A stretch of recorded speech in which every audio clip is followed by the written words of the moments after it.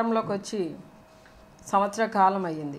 ఈ సంవత్సర కాలంలో రాష్ట్రంలో శాంతి భద్రతల విషయంలో ముఖ్యంగా యువతులు, మహిళలు, చిన్నపిల్లలు వీరి యొక్క రక్షణ విషయంలో కానీ భద్రత విషయంలో కానీ ఎక్కడా కూడా ఎలాంటి కేర్ తీసుకున్న పరిస్థితులు ఈ రాష్ట్రంలో కనిపించలేదు. ఎందుకు అని అంటే జూన్ 3వ తేదీన అనంతపురం జిల్లాలో ఇంటర్మీడియట్ చదువుతున్న ఒక చిన్న అమ్మాయి, తన్మయి అన్న అమ్మాయి కనిపించట్లేదని చెప్పి తల్లిదండ్రులు పోలీసులకు వెళ్ళి కంప్లైంట్ చేస్తే వారం రోజులుగా ఎక్కడా కూడా పోలీసులు స్పందించిన దాఖలు లేవు. మరి ఈ పోలీస్ యంత్రాంగం అంతా ఏం చేస్తుంది? నిన్నటి రోజున ఆ అమ్మాయి మరి శవమై కనిపించడం అనేది చాలా బాధాకరం.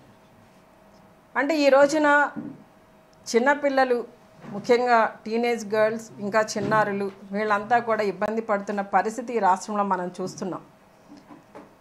ఈ రాష్ట్రంలో వీరి పట్ల ప్రస్తుత హోంమంత్రిగా ఉన్న వంగలపూడి అనితమ్మ గారు ఏమాత్రం కూడా మరి కేర్ తీసుకోకుండా, వారి గురించి పట్టించుకోకుండా అనవసరమైన విషయాలు, అంటే టాపిక్ని డైవర్ట్ చేసే విషయాలు, డైవర్షన్ పాలిటిక్స్కి చక్కగా తెరలేపుతున్నారు. మొన్న జూన్ 4వ తేదీన అంటే వీరు అధికారంలోకి వచ్చి సంవత్సర కాలం అయింది. ఈ సంవత్సర కాలంలో జరిగిన వైఫల్యాలు ఇవన్నీ కూడా ప్రజలు చూస్తున్నారు కనుక వాటిని డైవర్ట్ చేయాలి. ప్రజలు వాటి మీద దృష్టి పెట్టకూడదు. వీరు ఏది మాట్లాడితే వాటి మీదనే ప్రజల యొక్క ఫోకస్ ఉండాలనే విధంగా వీరు మీడియా ముందుకు వచ్చి మరి ప్రెస్ మీట్లు పెట్టి మాట్లాడడం జరుగుతుంది. నిన్నటి రోజున ఒక ప్రెస్ మీట్ పెట్టారు ఆవిడ. కనీసం మాట్లాడినప్పుడు ఈ రోజున నేను ఏదైతే తన్మయి గురించి మాట్లాడుతున్నానో ఆ అమ్మాయి గురించి ఒక్క మాట మాట్లాడలేదు ఆవిడ, హోం మంత్రిగా ఉండి. అలానే మొన్నటి రోజున ఇక్కడ మన పశ్చిమ గోదావరి జిల్లా ఆకువీడిలో ఒక మైనర్ గర్ల్, 8 years గర్ల్, ఆ అమ్మాయి ఇబ్బంది పడింది. ఆ అమ్మాయి మీద రేప్ అటెంప్ట్ చేసిన అతను తెలుగుదేశం కార్యకర్త, వృద్ధుడు. అతను ఈ రోజు వరకు కూడా అక్కడికి వెళ్ళి ఆ అమ్మాయిని కనీసం ఈ ప్రభుత్వం తరపున ప్రతినిధులు ఎవరు వెళ్ళి ఆ అమ్మాయికి సాయం అందించింది లేదు. అలానే అంతకుముందు అనంతపురం జిల్లాలో ఒక అమ్మాయి 6 నెలలుగా 7 టీనేజ్ బాయ్స్ ఆ అమ్మాయిని బంధించి ఇబ్బంది పెట్టి, అది పోలీస్ స్టేషన్ వరకు వచ్చినా కూడా కేసు ఫైల్ చేయని పరిస్థితి, వాళ్ళ మీద యాక్షన్ తీసుకోని పరిస్థితి ఈ రాష్ట్రంలో కనబడుతుంది. వీటి గురించి ఏమీ కూడా మరి అనితమ్మ గారికి కనిపించట్లేదు, పట్టించుకునే పరిస్థితి అనితమ్మ గారు లేరు. ఎందుకని అంటే ఎంతసేపు కూడా ఆవిడ జగన్ గారిని తిట్టడం, భారతమ్మ గారిని తిట్టడం, ఇంకా ఇదే ఒక టాపిక్ ఆవిడకి. రాష్ట్రంలో శాంతి భద్రతల గురించి పట్టించుకునే పరిస్థితి లేదు. ఈ రోజున ఎవరైనా మాట్లాడితే వారి మీద తప్పుడు కేసులు పెట్టడం, జైల్లో పెట్టడం, ఈ అరాచకాలన్నీ చూస్తూ మేము మాట్లాడితే మళ్ళీ మా మీద ఏదో ఒకటి బనాయించడం. ఇప్పుడు ఎగ్జాంపుల్, మొన్నటి రోజున సాక్షి ఛానల్లో ఒక జర్నలిస్ట్ మాట్లాడారు. ఆయన మాట్లాడిన వ్యాఖ్యల్ని వైసీపీ పార్టీ తరపున, మహిళల తరపున తీవ్రంగా మేము ఖండిస్తున్న వ్యాఖ్యలని మళ్ళీ మా నాయకుడికి ఆపాదించడం, మా నాయకుడు గారి సతీమణి భారతమ్మ గారికి ఆపాదించడం. ఏమంటే ఎవరి అభిప్రాయాలు వాళ్ళు చెప్తారు, ఎవరో చెప్పమని పంపిస్తే చెప్తారా? పోనీ ఒకవేళ అలా అనుకుంటే గతంలో విజయమ్మ గారి గురించి, భారతమ్మ గారి గురించి మరి అనితమ్మ గారు చాలా ఎక్కువ మాట్లాడారు. మరి అవన్నీ కూడా ఎవరు మాట్లాడమని పంపిస్తే ఇవి మాట్లాడారు? చంద్రబాబు నాయుడు గారు చెప్పారా? భువనమ్మ గారు చెప్పారా? లోకేష్ గారు చెప్పారా? అలా మాట్లాడమని. మరి ఈ రోజున అనితమ్మ గారు మాట్లాడుతున్నారు కదా, వారందరినీ క్షమాపణ చెప్పాలి అని చెప్పి. ముందు మీరు క్షమాపణ చెప్పండి అనితమ్మ గారు. మీరు విజయమ్మ గారి గురించి, భారతమ్మ గారి గురించి మాట్లాడిన వ్యాఖ్యలు ఇంకా అందరి సెల్ ఫోన్స్లో అవన్నీ కూడా ఉన్నాయి, ఎక్కడికి పోలేదు. మరి మనం మాట్లాడేటప్పుడు మనం చేసి చూపించాలి కదా. మీరు క్షమాపణ చెప్పండి, తర్వాత మాట్లాడదాం. ఈ రోజున రాష్ట్రంలో మహిళల పట్ల, యువతల పట్ల, చిన్నారుల పట్ల జరుగుతున్న అత్యాచారాలు, అరాచకాలు ఆపడానికి మీ వంతు ప్రయత్నం మీరు చెయ్యండి. ఎక్కడైనా అన్యాయం జరిగితే, ఈ అరాచకాలు జరిగితే వారికి అండగా నిలబడండి. మీరు కనీసం వెళ్ళి పలకరించే టైం మీకు ఉండట్లేదు. కనీసం ఇలా ఇబ్బంది పడిన కుటుంబానికి ప్రభుత్వం నుండి ఎటువంటి సాయం అందించట్లేదు మీరు. మళ్ళీ ఈ రోజున డైవర్షన్ పాలిటిక్స్కి మాత్రం తెరలేపి సాక్షి ఛానల్ గురించి, సాక్షి ఛానల్ అధినేత అయిన మా భారతమ్మ గారి గురించి, మా జగనన్న గురించి తప్పుడుగా మాట్లాడటమే పనిగా పెట్టుకుని ఇదే మాట్లాడుతూ మహిళలంటే గౌరవం లేదంట. మా జగనన్న గురించి అసలు మీకేం తెలుసమ్మా? మా జగనన్న ముఖ్యమంత్రిగా ఉన్న 5 సంవత్సరాల కాలంలో మహిళలకు ఇచ్చినంత గౌరవం ఏ ముఖ్యమంత్రి ఇవ్వలేదు. మహిళలందరూ కూడా మహారాణులుగా ఉండాలని చెప్పి అమ్మఒడి ఇచ్చాడు, అలానే చేయూత ఇచ్చాడు, ఆసరా ఇచ్చాడు, ఇంకా చెప్పాలంటే ఖరీదైన ఇళ్ల స్థలాలు ఇచ్చాడు, ఇల్లు ఇచ్చాడు. ఇవన్నీ మహిళలకే ఇచ్చాడు. మహిళల పేరటే 11 పథకాలు మహిళలందరికీ కూడా అందించి వారందరి భవిష్యత్తు మంచిగా ఉండాలి, వారి కుటుంబ పరిస్థితులు మంచిగా ఉండాలని మహిళలకి పెద్దపీట వేశాడు. నామినేటెడ్ పోస్టుల్లో 50% మహిళలకే కేటాయించాడు మా జగనన్న. ఇంత చేసిన మా జగనన్న గురించి మాట్లాడే అర్హత అసలు మీకు లేదు. ఈ రోజున మహిళల గురించి ముందు మీరు ఒక మహిళా హోంమంత్రిగా ఉన్నారు కాబట్టి మీరు చేయవలసిన పని మహిళలకు జరుగుతున్న అన్యాయాలని, వారి మీద జరుగుతున్న అత్యాచారాల గురించి, వారిని అరికట్టడం గురించి మీరు ఆలోచన చేయండి. ఎక్కడైనా జరిగిన విపత్తులకి వారికి కావాల్సిన సహాయాన్ని ప్రభుత్వం నుండి అందించండి. అంతేగాని ఈ రోజున మీరు ఒక హోంమంత్రిగా ఉండి ఎవరైతే జర్నలిస్ట్ మాట్లాడారో ఆ వ్యాఖ్యల గురించి కొంతమంది మహిళలతో కలిసి మీరే పోలీస్ స్టేషన్కి వెళ్ళి కంప్లైంట్ ఇవ్వడం అనేది చాలా ఆశ్చర్యంగా ఉంది. ఎందుకంటే మీరు ఒక హోంమంత్రి, మీరు ఈ పోలీసులకి చెప్పి ఎవరికైతే అన్యాయం జరిగిందో, ఎవరికైతే ఇబ్బంది పడుతున్నారో వారికి న్యాయం చేయమని చెప్పే పరిస్థితిలో మీరున్నారు. అలాంటి మీరు ఈ రోజున మళ్ళీ మీరే పోలీస్ స్టేషన్కి వెళ్ళి కంప్లైంట్ ఇవ్వడం అనేది కొంచెం విడ్డూరంగా ఉంది. ఈ రోజున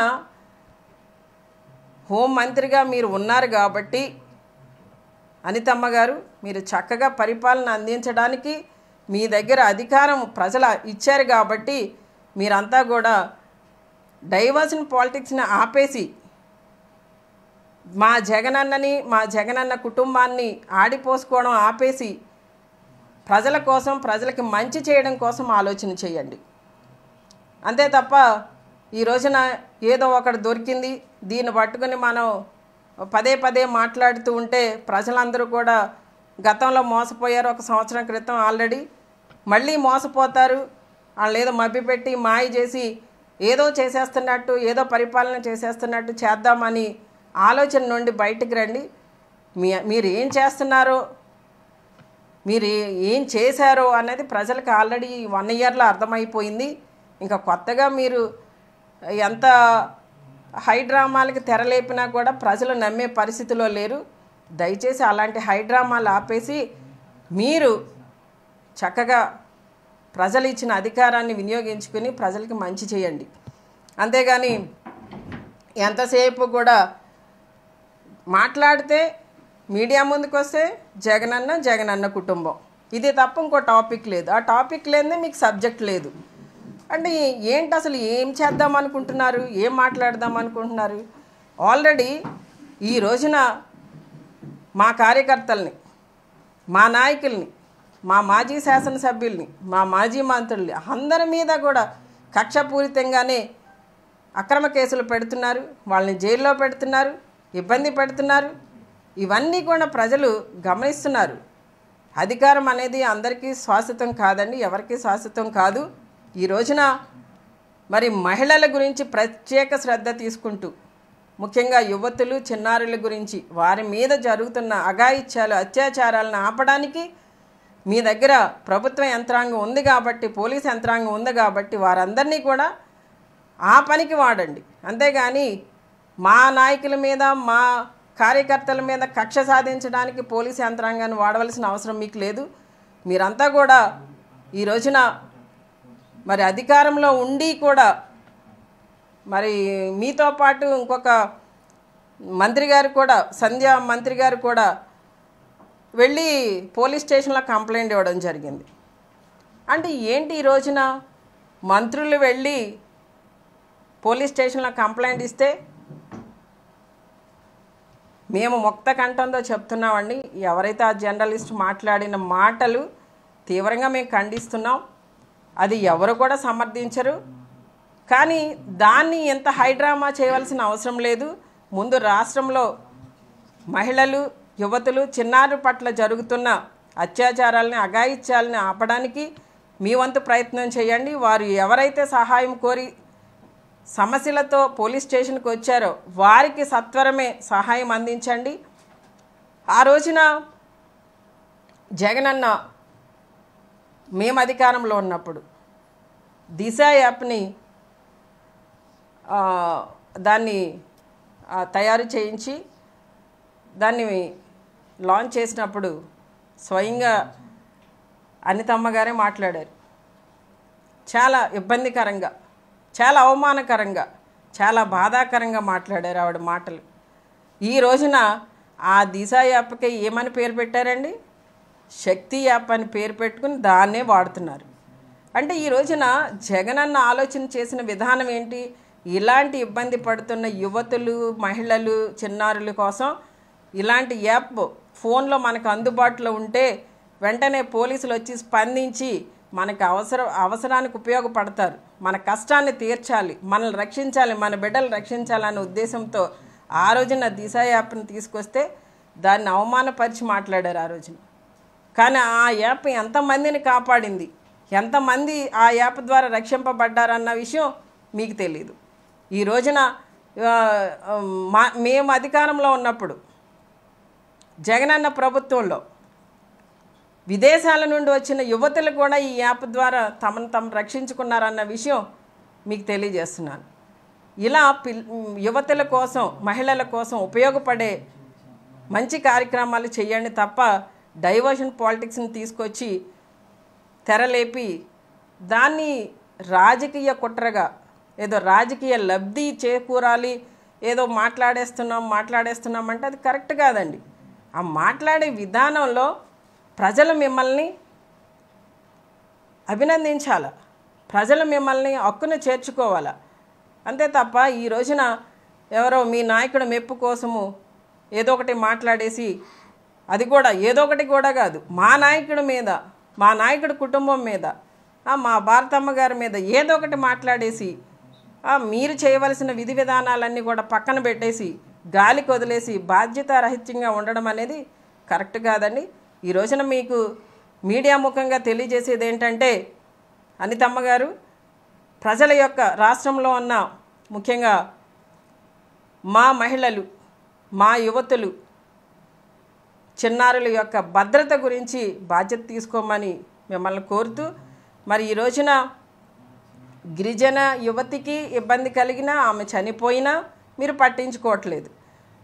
దళిత పిల్లలు చనిపోయినా మీరు పట్టించుకోవట్లేదు. వారు అత్యాచారాలకు గురైనా మీరు పట్టించుకోవట్లేదు.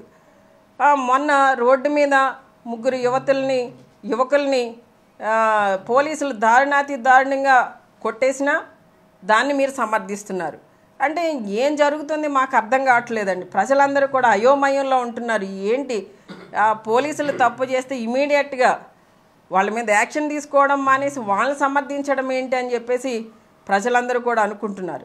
ఈ పరిస్థితులన్నీ కూడా ఈ రోజున మరి ఆంధ్ర రాష్ట్రంలో ఒక గందరగోళ పరిస్థితికి దారితీస్తున్నాయి. దయచేసి ఇలాంటి వ్యాఖ్యలు మానుకుని ఇక నుండైనా కూడా రాష్ట్రంలో శాంతి భద్రతలకు అలానే మహిళల యొక్క రక్షణకి భద్రతకి కూడా మీరు వారికి అందించాలని చెప్పి ఈ మీడియా ద్వారా మిమ్మల్ని కోరుతున్నాం.